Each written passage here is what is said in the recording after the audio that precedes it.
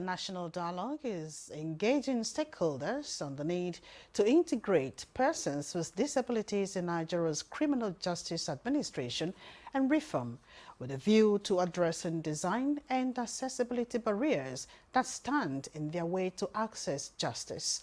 Tokwe Alabi reports that this was at a two-day event by EU's Rule of Law and Anti-Corruption Program, along with the National Commission for Persons with Disabilities. According to the National Commission for Persons with Disabilities, there are currently 35.1 million persons with some form of disability, including visual, hearing, physical, intellectual, and communication impairments in Nigeria. This national dialogue believes, despite laws, persons with disabilities continue to suffer infrastructural, financial, logistics, and accessibility barriers to the justice system in Nigeria. Hence, the need to change the narrative and embrace inclusivity. As victims of criminal activities, or as perpetrators, or as victims of criminal infractions, even so, persons with disabilities interact with the criminal justice system as victims often, but can also interact with the criminal justice system as offenders or possibly as witnesses.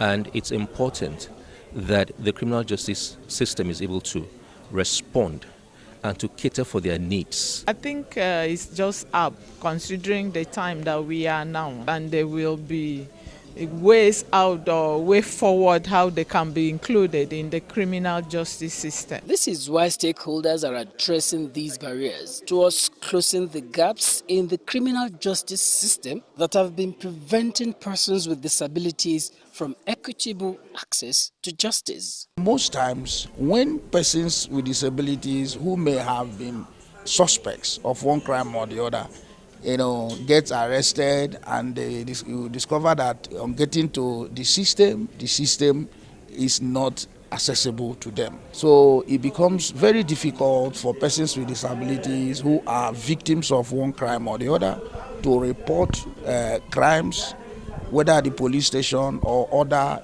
agencies. This workshop is part of what the disabled community of Nigeria has been looking for long, because almost all our advocacy based on inclusivity and the human rights. After this program, the judiciary should, as a matter of fact, include persons with disability in all their program plan towards inclusivity, 100% inclusivity, making provisions for devices, equipments, and all whatnots that will give persons with disabilities their rightful place in the criminal administration. A person with hearing impairment will need an interpreter to be able to access justice.